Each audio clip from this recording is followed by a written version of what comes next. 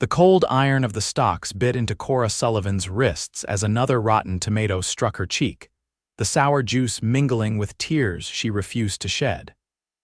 In Willow Creek, Arizona Territory, 1876, a woman with opinions was worse than a rattlesnake. At least the snake gave warning before it struck. "Let this be a lesson to you all," Mayor Thornton bellowed to the gathered crowd, his jowls quivering with self-importance. "This is what happens to women who forget their place, who speak against the proper governance of our town, who dare question the decisions of men who know better." Cora kept her gaze level despite the humiliation burning through her. 3 days she'd been here, punished for daring to speak against the mayor's plan to seize the homesteads east of town, including her father's land, to make way for the mining company that had lined his pockets. 3 days of public mockery for suggesting at the town meeting that perhaps the farmers deserved fair compensation. The late afternoon sun beat down mercilessly. Her throat was parched, lips cracked from thirst. They gave her water only once a day, just enough to keep her alive. Her once pristine blue dress was now stained and torn, her auburn hair falling in tangled waves around her face after her carefully pinned chignon had come undone. "Ain't you had enough, Sullivan?" Sheriff Walters asked, twirling his mustache. "Just say you're sorry for your unfeminine outburst, pledge to remember your place, and we'll let you go home to your pa." Cora lifted her chin. "I have nothing to apologize for. You're stealing people's homes, their livelihoods." Another tomato silenced her, followed by cruel laughter. The crowd was thinning now as the entertainment value waned, townsfolk returning to their businesses and homes as dusk approached. "Another night might change your mind," the sheriff said with a shrug, turning away. As darkness fell and the main street emptied, Cora allowed herself to slump in the wooden restraints. Her shoulders ached fiercely, and she couldn't feel her fingers anymore. Her father would be sick with worry, but he was too frail to come to town. At 65, with his rheumatism growing worse each winter, he depended on her to run their small farm since her mother's passing 3 years ago. The sound of approaching footsteps made her stiffen. Not more tormentors. She couldn't bear it. "Madam," the voice was deep, unfamiliar. Cora raised her head to see a tall figure silhouetted against the dim light from the saloon across the street. As he stepped closer, she could make out the features of a man she'd never seen before, broad-shouldered, with a weathered face that spoke of years under the sun. His dark hair was partially hidden beneath a wide-brimmed hat, and his eyes, even in the darkness, seemed to pierce right through her. "Come to have a laugh at the outspoken woman?" she asked bitterly. "No, madam." He approached carefully, like one might a skittish horse. "Name's Isaac Blackwood.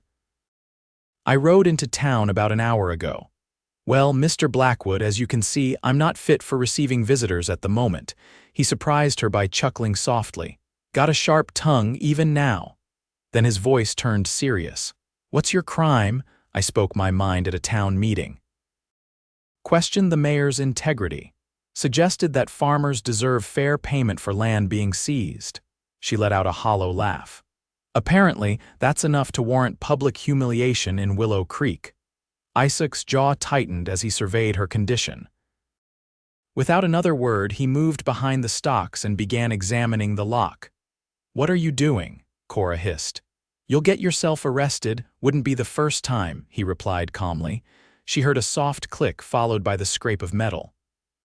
"Besides, I've never much cared for men who silence those with something worth saying." The wooden restraint suddenly loosened. As it lifted away, Cora's arms fell limply to her sides, pain shooting through her shoulders as blood rushed back into her numb hands. She would have collapsed if Isaac hadn't caught her by the elbows. "Easy now," he murmured, supporting her weight. "Can you walk?" "Yes," she said, though her legs trembled beneath her. "But where? They'll just find me and put me back here or worse." Isaac glanced down the dark street. "My horse is at the livery. I've got supplies, bedroll, and a canteen. I was planning to camp outside of town tonight anyway." Cora hesitated, fear and common sense warring with desperation. "I don't know you, Mr. Blackwood." His expression softened slightly. "Then speak freely here, miss." Sullivan, Cora Sullivan, Miss Sullivan, ask me anything you want to know, but we should decide quickly. Are you a criminal? She asked bluntly. No, former cavalry. Now I work for the Pinkerton agency investigating land fraud across the territory. Cora's eyes widened. Land fraud. Then you're here about the mining company. A hint of a smile crossed his face. Seems we might have common interests. Now, will you trust me enough to get you someplace safe, or would you prefer to spend another night in those stocks? The choice, when put that way, wasn't difficult at all. Lead the way, Mr. Blackwood, she said quietly. But I need to send word to my father. He's alone at our farm and he'll be worried sick. Isaac nodded. We'll find a way. Can you make it to the livery without being seen? Cora glanced down at her filthy, torn dress. In this state, I'd rather not be seen by anyone. With surprising gentleness, Isaac removed his long duster coat and draped it around her shoulders. The warmth of it enveloped her immediately, along with the scent of leather, tobacco, and something distinctly masculine. Stay close, he instructed, leading her into the shadows between buildings. They moved through the darkness like ghosts, avoiding the pools of light from saloon windows. Cora stumbled once, her legs still weak, and Isaac's strong hand steadied her elbow. The simple human contact nearly broke her composure after days of humiliation and isolation. The livery stable was quiet when they slipped inside, only the occasional snort or shuffle from the horses disturbing the silence. A large black gelding raised its head as they approached, nickering softly at Isaac. That's Midnight, Isaac said, patting the horse's neck. Best partner a man could ask for. He efficiently gathered his saddlebags and bedroll, then prepared the horse for riding. Cora watched his practiced movements, still wary but increasingly certain she'd made the right choice. Something about his quiet confidence calmed her frayed nerves. Where's your farm? He asked as he tightened the cinch. 5 miles east along Cottonwood Creek. Isaac nodded. We'll head there first. Your father should know you're safe. And then what? He turned to face her, expression serious in the dim lantern light. That depends on what you want, Miss Sullivan. I'm here to investigate suspicious land dealings. From what I've gathered, your mayor and his friends at the mining company are at the center of it. Your testimony could be valuable. I want justice, Cora said firmly. For my father, for our neighbors. They've worked that land for decades. Justice can be a dangerous pursuit, he warned. So is speaking my mind, apparently, she replied with a bitter smile. Yet here I am, still doing it. For the first time, Isaac's stern expression softened into something like admiration. So you are. He led Midnight outside, then offered his hand. Can you ride? Since I was 6 years old. With his assistance, she mounted the horse, grimacing as her stiff muscles protested. Isaac swung up behind her, his chest a solid presence against her back as he reached around for the reins. Hold tight, he instructed, and then they were moving, Midnight's hooves muffled in the dirt as they slipped away from town. The night air was cool on Cora's face, washing away the stench of rotten produce and humiliation. Stars spilled across the vast Arizona sky, and for the first time in days, she felt something like hope flutter in her chest. She didn't know this man, this Isaac Blackwood, but he had freed her when no one else would. For now, that was enough. They rode in silence for a time, the rhythm of the horse's gait almost hypnotic. Finally, Isaac spoke, his voice close to her ear. Tell me about your father's land. It's not much by some standards, Cora said. 160 acres with water rights to Cottonwood Creek. My father came out here from Pennsylvania in '52 during the gold rush. Never found gold, but he found good soil instead. We grow vegetables, keep chickens and a few dairy cows. There's an orchard my mother planted peaches and apples. Sounds peaceful. It was, Cora sighed. Until 6 months ago when the Silver Peak Mining Company started buying up land, or trying to. Those who wouldn't sell began facing difficulties. Fences cut, cattle spooked, wells mysteriously contaminated. And your father wouldn't sell. No, that land is everything to him.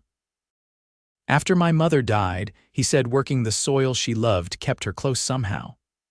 Cora swallowed hard. The mayor announced last week that they were invoking some territorial ordinance to claim the remaining properties for public benefit, offered a fraction of what the land is worth. Isaac's voice hardened. I've seen this pattern before. The mining company likely promised investments, jobs, progress, all while padding the pockets of local officials. That's exactly what I said at the town meeting, Cora replied. Asked to see the documentation proving the legal basis for seizing our land.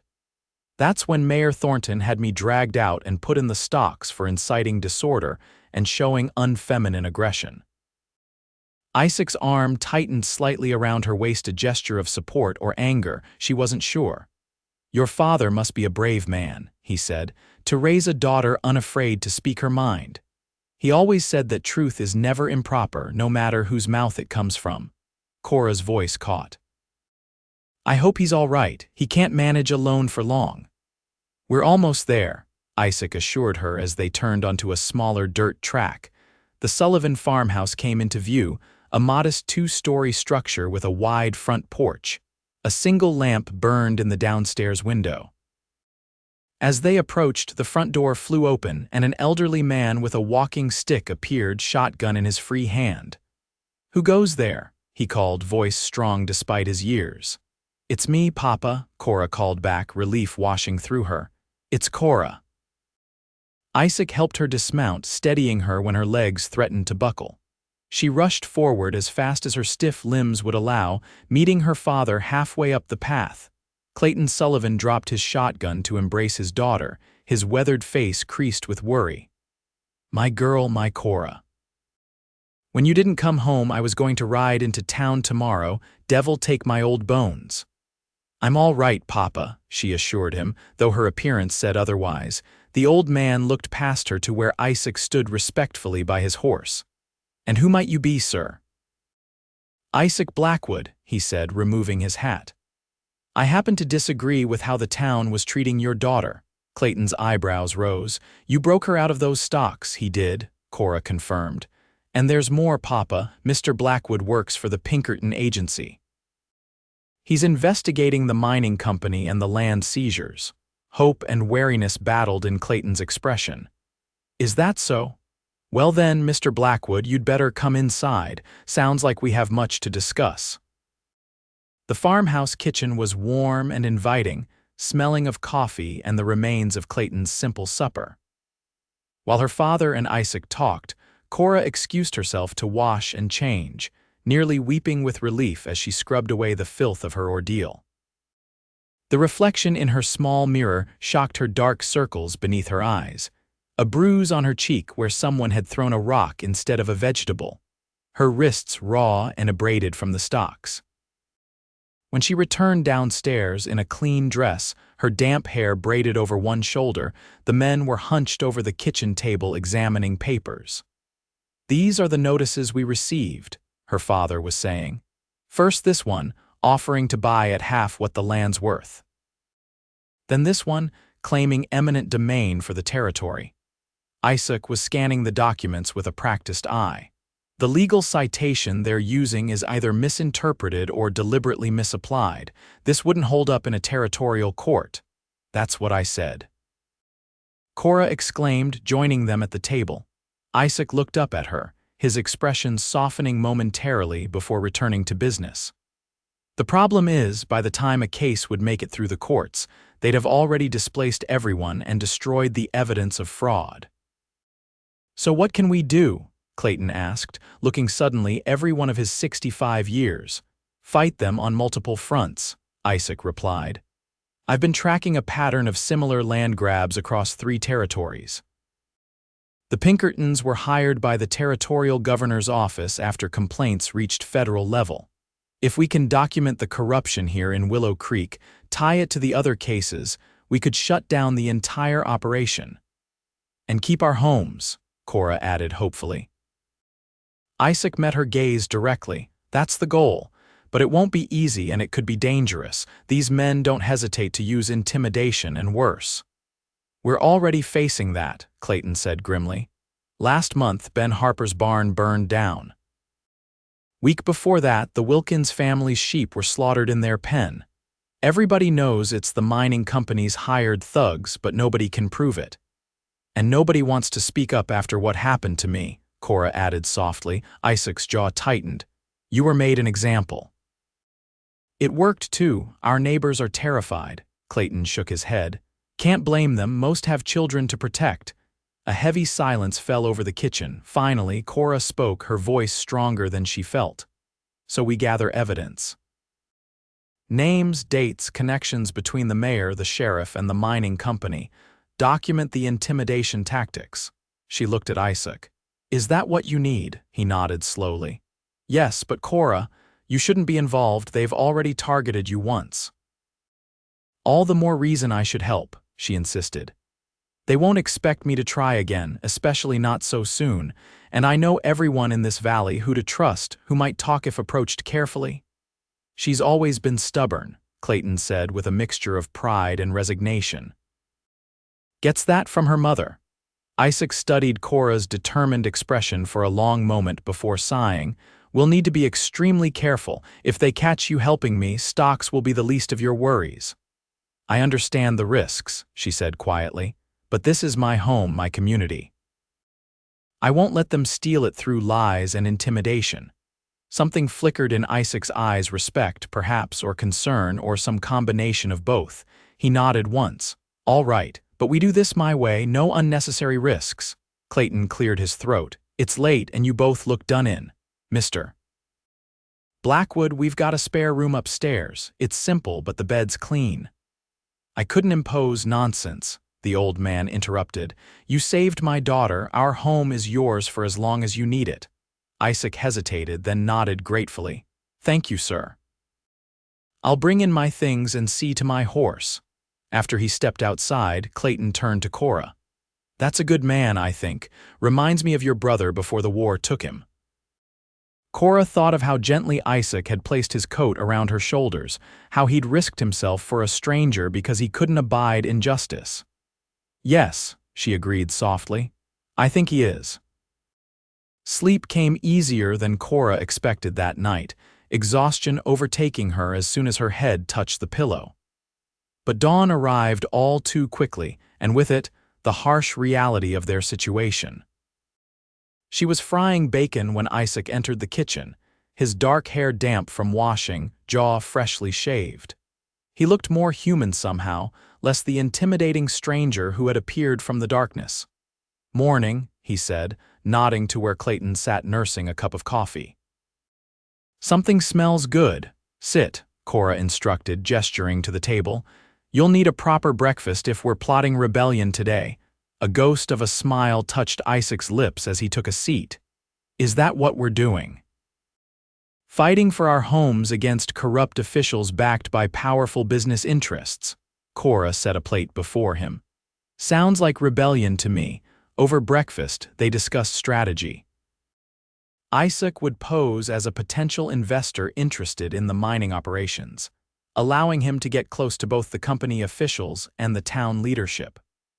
Cora, meanwhile, would quietly speak with neighbors she trusted, documenting their experiences with intimidation and unfair offers. You can't go into town, Isaac warned her. Not yet. They'll be looking for you after your escape.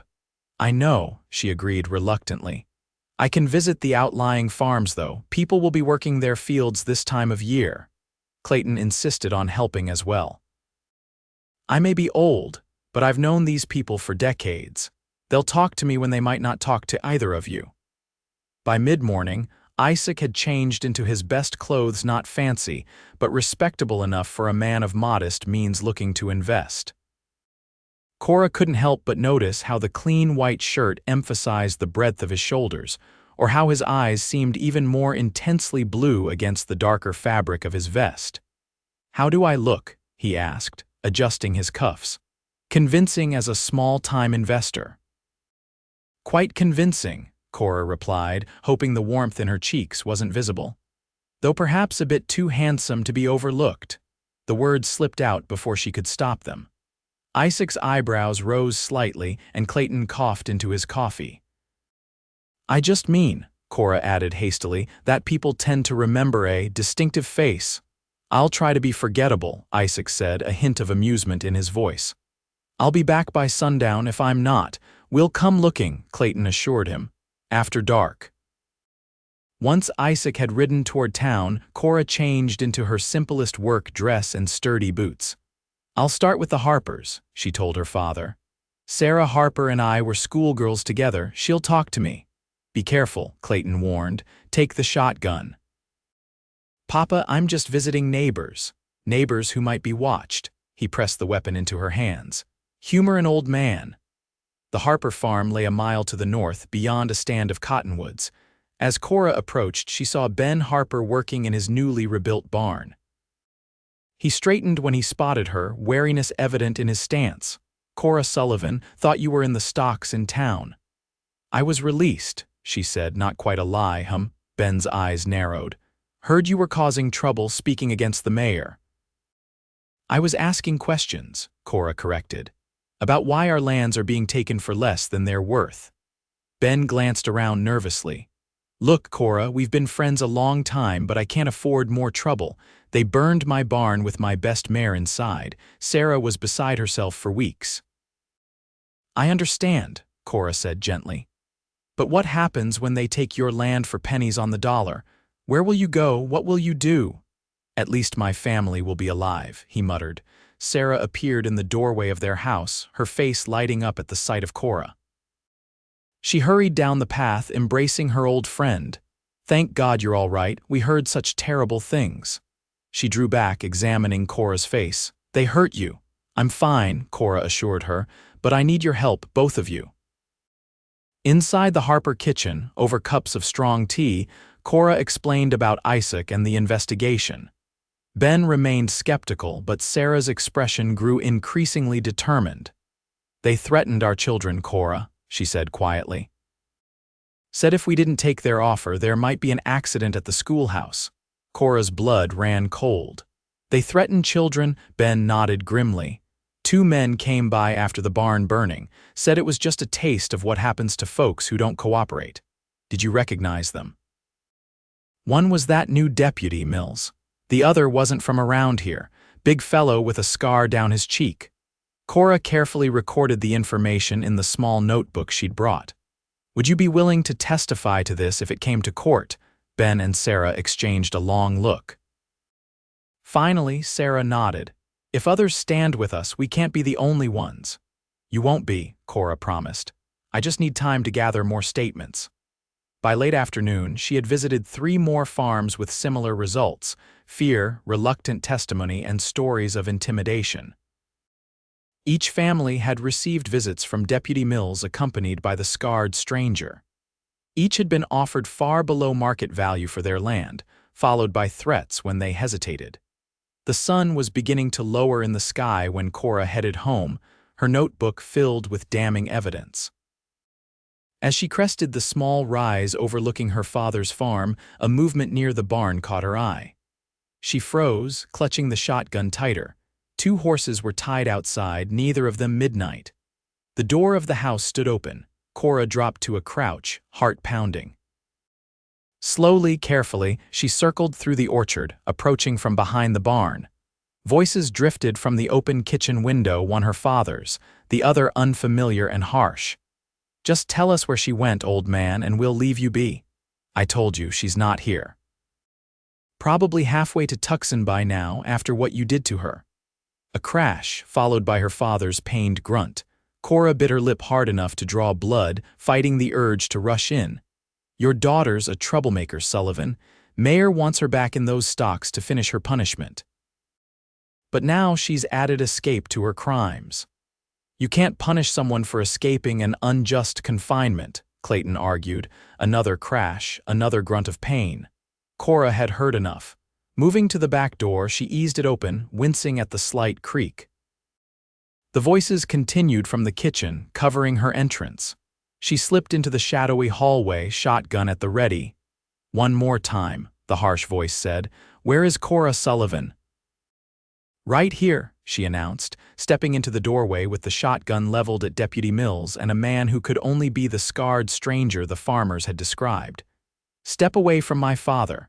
Mills's hand hovered near his holster. Well, well, saved us a search.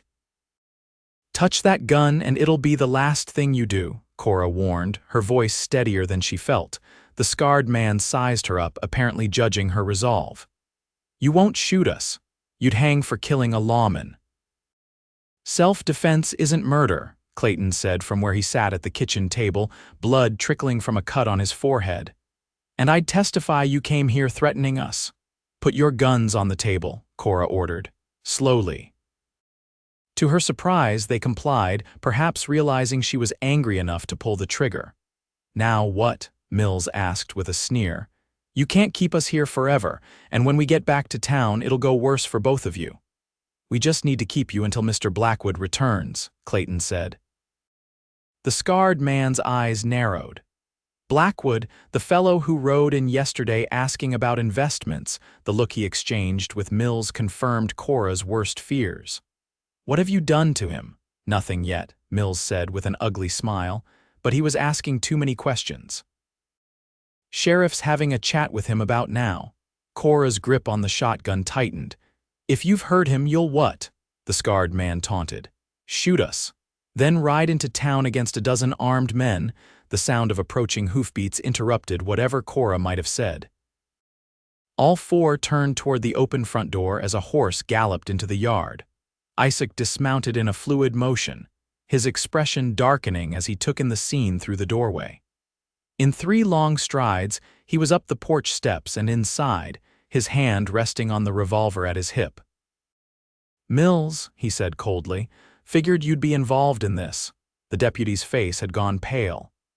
Blackwood, how did you get past the sheriff? Isaac finished. He's taking a nap in his own jail cell. Seems he didn't expect me to recognize the drugged whiskey trick. His gaze moved to Cora, softening slightly. You all right? We're fine, she assured him, not lowering the shotgun. These two were just leaving. Not quite yet, Isaac said. First, they're going to tell us exactly who ordered them to terrorize farmers in this valley. The scarred man spat on the floor. Go to hell. Isaac's movement was so fast Cora barely saw at one moment he was standing in the doorway, the next he had the scarred man pinned against the wall, forearm pressed to his throat. Wrong answer, Isaac said quietly. Let's try again. Who sent you to threaten these people? Silver Peak Mining, the man gasped. They're paying Thornton and the sheriff to clear the land. And the threats against children, was that your idea or theirs? The man's eyes widened. How did you answer the question? Isaac pressed harder. Thornton said do whatever it takes, make examples, he said. The man was sweating now. It's just business, mister, Isaac released him with a look of disgust. Get out, both of you. Ride back to town and tell Thornton that Pinkerton agents are on their way with federal marshals. Tell him running would be smarter than waiting. Mills scrambled to his feet. You can't, I already have, Isaac cut him off. Wired the Tucson office this morning. They'll be here by tomorrow noon. The two men fled, not even pausing to retrieve their weapons from the table. The sound of galloping hooves faded quickly as they raced back toward town. Cora finally lowered the shotgun, her arms shaking with delayed reaction. Is it true? About the marshals, Isaac nodded, moving to examine Clayton's injured face. That needs cleaning, he said gently, before answering Cora. Yes. I found enough evidence in the mayor's office to justify immediate federal intervention. Records of payments, falsified land documents, even a letter from Silver Peak outlining their strategy for acquiring the valley. You broke into the mayor's office, Clayton asked, sounding impressed despite his pain. Picked the lock while he was at lunch, Isaac admitted. Not strictly by the book, but I needed proof before they could destroy it. Cora shook her head in amazement. So it's over, just like that? Not entirely, Isaac cautioned. There will be trials, testimony needed. The statements you collected today will help build the case. He paused. You did collect statements from 4 families, Cora confirmed, patting her notebook. All with similar experiences, Deputy Mills and that scarred man making threats, offering insultingly low prices for land. Good work. The approval in Isaac's voice warmed her from within, but we're not safe yet. Thornton and his friends might decide to make one last example before the marshals arrive. You think they'll come back here? Clayton asked. It's possible. I'd suggest we pack what we need and find somewhere else to spend the night. The Harper place, Cora suggested. Ben was rebuilding his root cellar into a proper storm shelter. It's half underground with thick walls. Perfect, Isaac agreed. Can you ride, Mr. Sullivan? Clayton nodded grimly. Not as pretty as I once did, but I can stay in the saddle.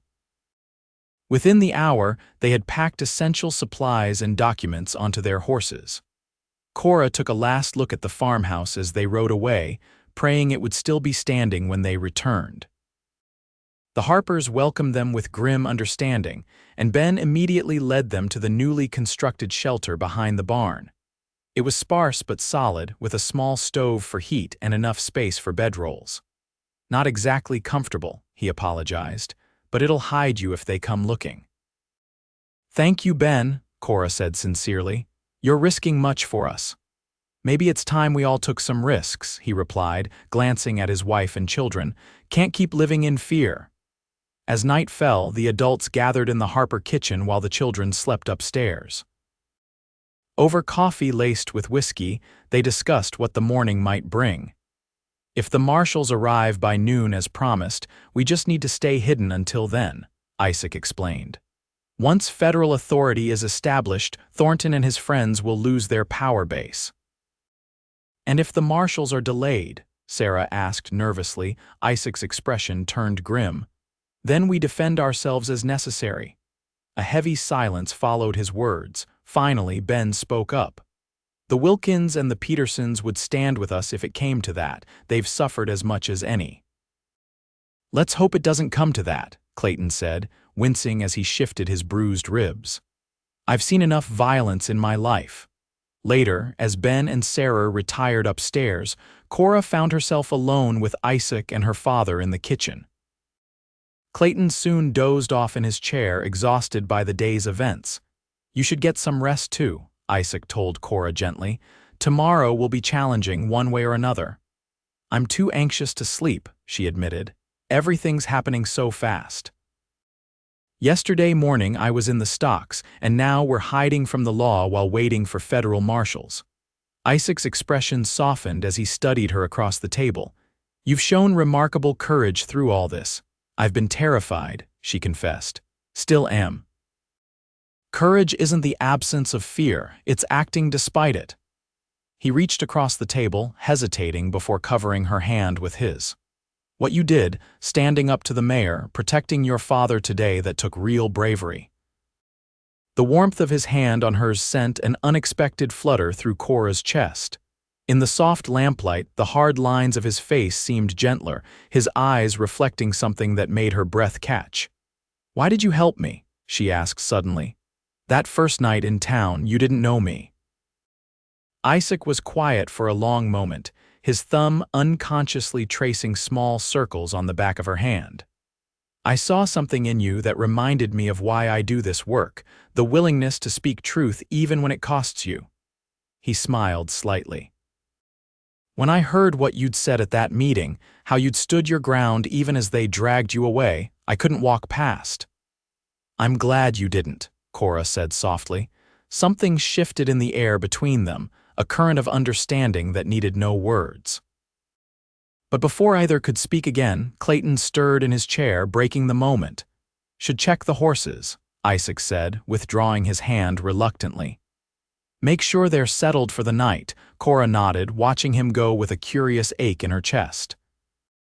In the span of 2 days, this stranger had become someone whose absence she felt like a physical thing. Sleep eventually claimed her on a pallet near the stove.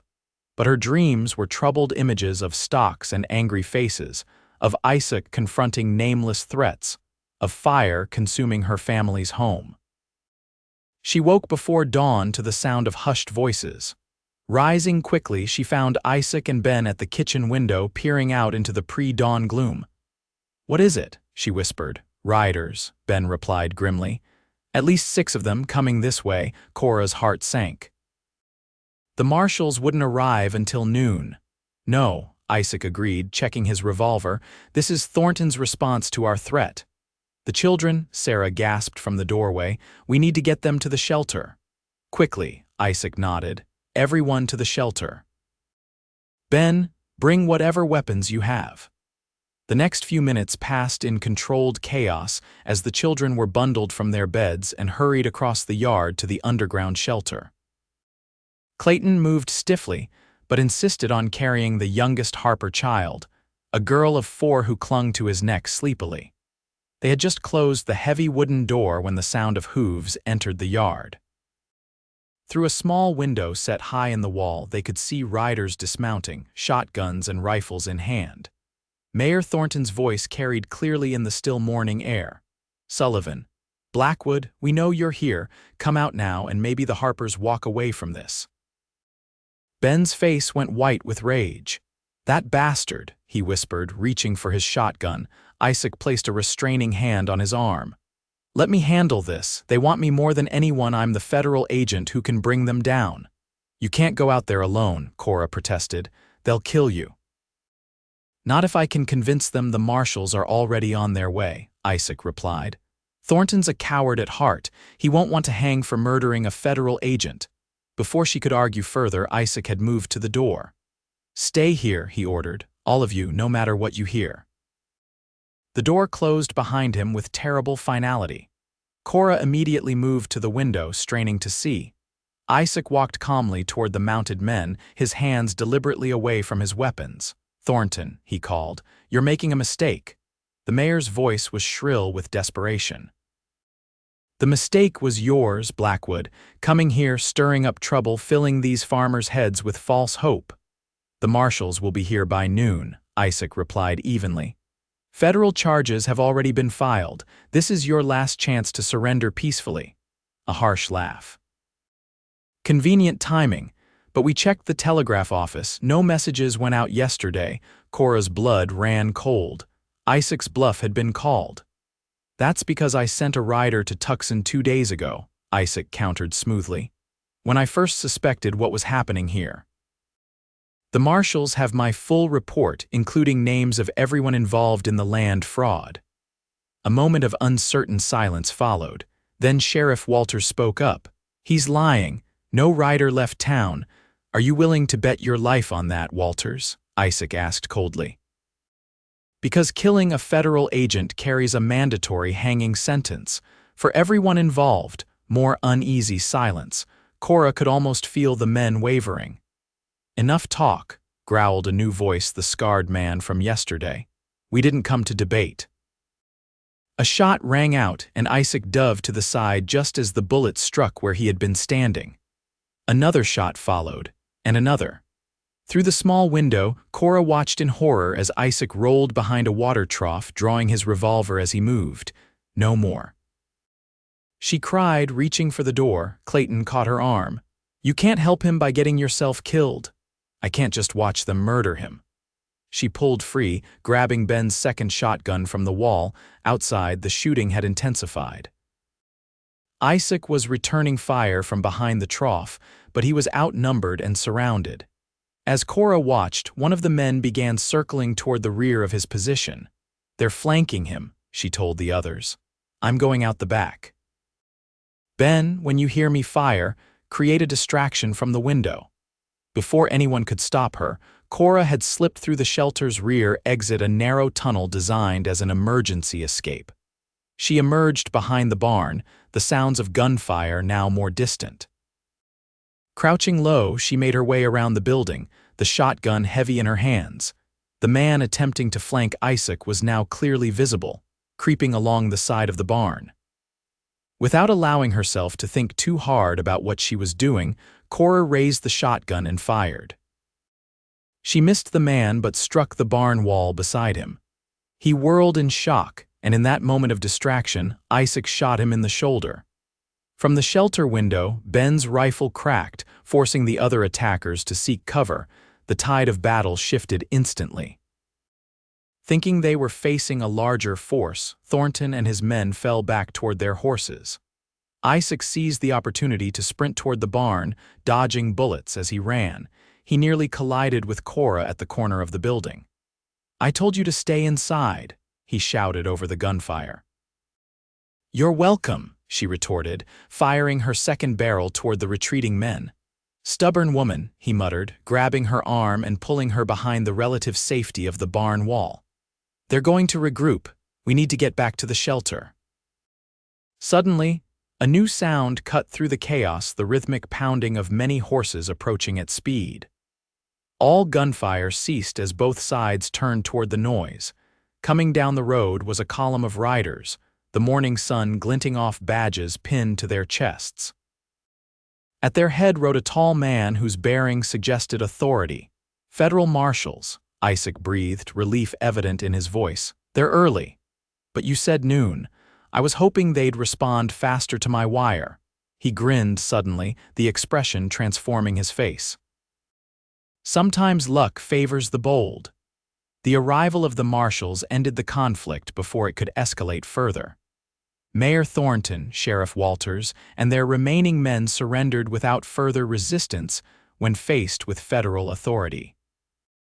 The wounded were tended to and arrests were made on the spot. Marshal Jenkins, a stern-faced man with iron-gray hair, listened gravely as Isaac presented the evidence they had gathered. "We've been tracking Silver Peak's operations across 3 territories," he confirmed. "Your information fills in the final pieces. The company president was arrested in Tucson yesterday on federal fraud charges." "And the local officials?" Cora asked, standing proudly beside Isaac despite her disheveled appearance. "Will face trial for corruption, intimidation, and attempted murder," Jenkins assured her. "No one threatens American citizens on my watch, madam." The next hours passed in a blur of statements and documentation. By afternoon, the marshals had established temporary headquarters in Willow Creek, with notices posted assuring residents that their land rights would be protected pending a full investigation. As the sun began to set, Cora found herself sitting on the Harper's porch, watching the marshals prepare to transport their prisoners to Tucson. Her father was inside resting, his injuries painful but not serious. Isaac joined her on the porch steps, looking weary but satisfied. "It's over," he said simply. "At least this chapter of it." "What happens now?" she asked, suddenly afraid of his answer. Now that the crisis had passed, would he simply move on to his next assignment, trials, he replied. "Testimony, rebuilding for this community." He hesitated, glancing at her. "The Pinkertons will want me to follow up on other Silver Peak operations." "I see." Cora tried to keep the disappointment from her voice. "When will you leave?" "That depends," Isaac said slowly, turning to face her fully. "On whether there's a reason for me to stay." Cora's heart quickened. "What kind of reason would you need?" "A compelling one." His eyes held hers, searching. "Someone worth building a different kind of life for, perhaps. And if you found such a person," she whispered, "then I might consider accepting the marshal's offer of a permanent position in this territory." Settling down. His hand found hers on the porch step. If that someone felt the same way, Cora intertwined her fingers with his, marveling at how natural it felt. Even though that someone is stubborn and speaks her mind too freely. A smile broke across Isaac's face, warming his eyes. "Especially because of that, I've never much cared for women who can't speak their truth." "Then perhaps you should stay," Cora said softly, "because I've discovered I have a great deal more to say and I'd like you to hear it." In answer, Isaac leaned forward, hesitating just a breath away from her lips. "Speak freely here," he murmured. "Always." Their first kiss tasted of dust and gunpowder and possibility, a promise exchanged without words but understood completely. 6 months later, the Sullivan farm had transformed.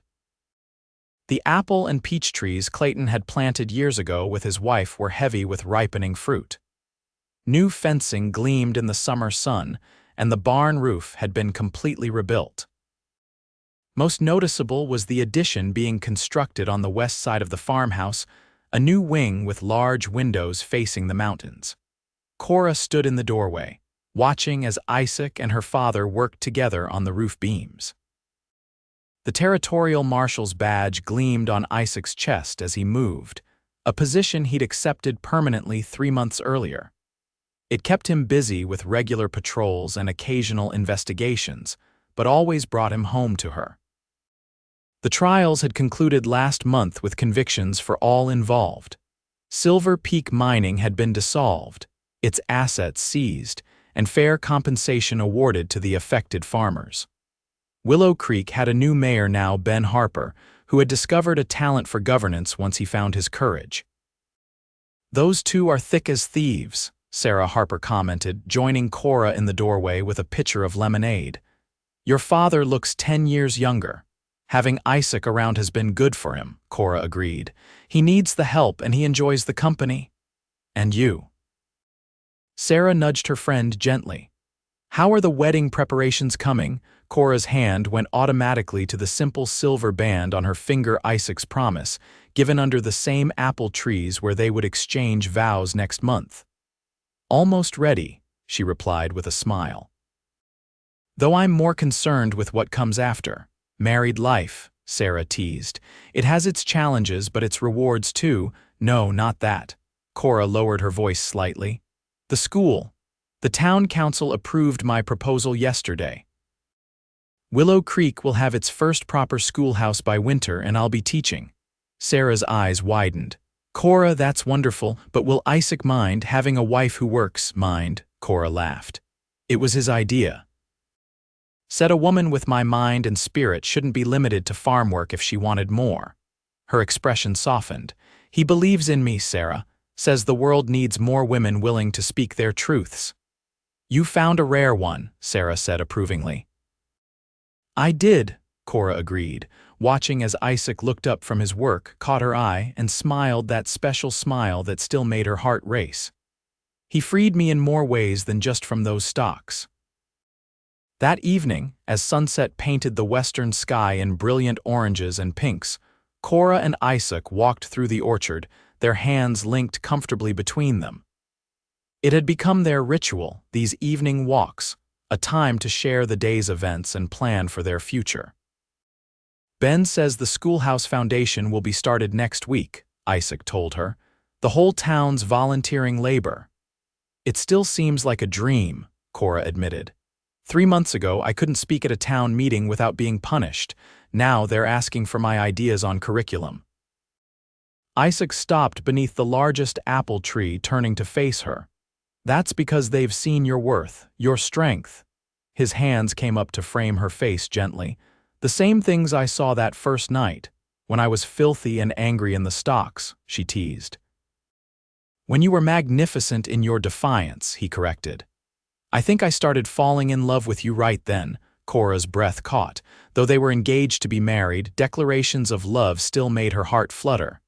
"And when did you know for certain?" "When you came out of that shelter with a shotgun to save me," he said without hesitation. "No one had ever risked themselves for me like that." "I couldn't bear to lose you," she whispered. "Not when I just found you. You won't lose me," Isaac promised, drawing her closer. "Not ever. Whatever challenges come, we'll face them together." As the first stars appeared in the darkening sky, they sealed that promise with a kiss no longer tentative but deep and sure, built on the foundation of all they had already weathered together and all they hoped to build. In the distance, Clayton Sullivan watched from the porch, smiling at the sight of his daughter, found her voice and her heart in the most unexpected of ways. The land they had fought for would pass to good hands, he thought contentedly. Hands that would work it with love and protect it with courage.